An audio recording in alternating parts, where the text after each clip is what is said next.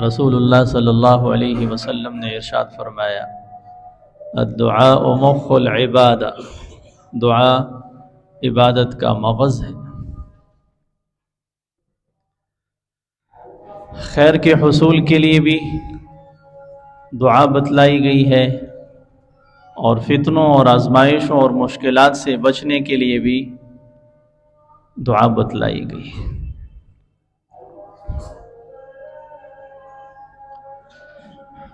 اور انسان پر خوف طاری رہتا ہے بیماری کا، نقصان کا، آزمائش کا، شر کا، فتنوں کا۔ پیشگی انسان دعا مانگتا چلا جائے، اللہ تعالیٰ ان شرور اور فتنوں سے اس کو بچا لیتے ہیں۔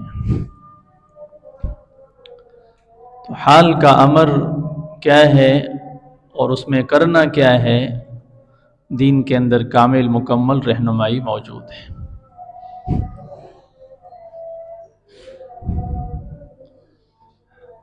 اور اللہ تبارک و تعالیٰ کی طرف سے بعض علاقوں اور بعض لوگوں پر حالات جب اللہ بھیج دیتے ہیں تو یہ تنبیہ ہوتی ہے، اوروں کے لیے بھی تنبیہ ہوتی ہیں جو ان حالات سے بچ گئے ہیں، جن پر حال آ گیا ہے ان کے لیے بھی تنبیہ ہے۔ تو حالات کیوں آتے ہیں، ہمیں ان کے اسباب پر بھی غور کرنا ہے، اور ان ناگوار حالات سے بچنے کی تدبیریں بھی اختیار کرنی ہیں۔ بچنے کے اسباب کیا ہیں، حالات آ جائیں تو حالات میں کرنا کیا ہے، اور حالات آتے کیوں ہیں۔ بہت سارے سوالات ہیں، ان سوالات کو جاننا، اس کے علم کو جاننا، اس کے حکم کو جاننا یہ لازمی ہے۔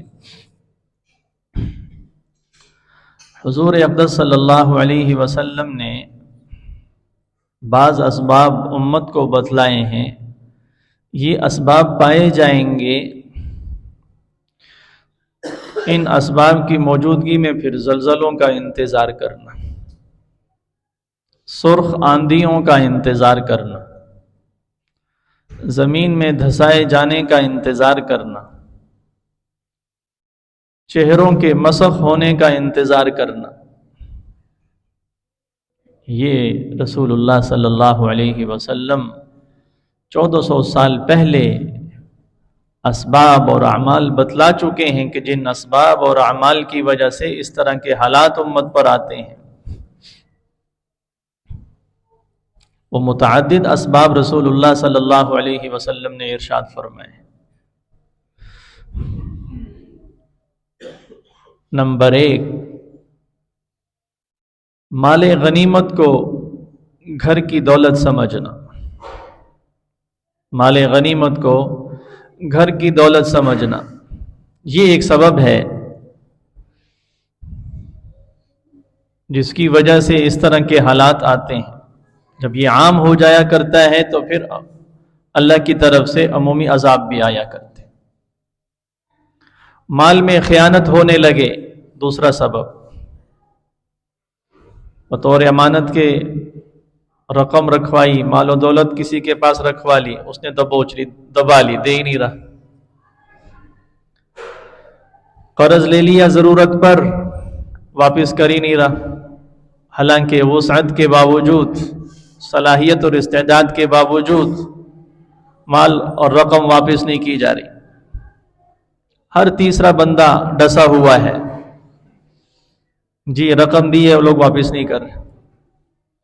خاندانی لین دین میں ہوں، کاروباری لین دین میں ہوں، لوگ مسائل اور مشکلات میں۔ یہ ایک سبب ہے جس کے متعلق رسول اللہ صلی اللہ علیہ وسلم وضاحت فرما چکے۔ زلزلوں کا انتظار کرو، سرخ آندھیوں کا انتظار کرو، زمین میں دھسائے جانے کا انتظار کرو، چہروں کے مسخ ہونے کا انتظار کرو۔ زکوٰۃ کو بوجھ سمجھنا، یہ اتنی بڑی رقم مجھے زکوٰۃ میں دینی ہے اور غریبوں کو دینی ہے، اس کو بوجھ سمجھنا اور زکوٰۃ نہ دینا، اس کی وجہ سے بھی اس طرح کے حالات آتے ہیں۔ علم دین کو دنیا کے لیے حاصل کرنا، علم دین کو دنیا کے لیے حاصل کرنا، لوگ واہ واہ کہیں، عالم کہیں، حافظ کہیں، قاری کہیں، فقی کہیں، مفتی کہیں، دیندار کہیں، اس کے پاس بڑا علم ہے، علم والا کہیں، علم دین حاصل اس لیے کرنا کہ دنیا حاصل کی جائے، واہ واہ حاصل کی جائے، شہرت حاصل کی جائے، یہ بھی ایک سبب ہے جس کی وجہ سے امت پر اس طرح کے حالات آتے ہیں۔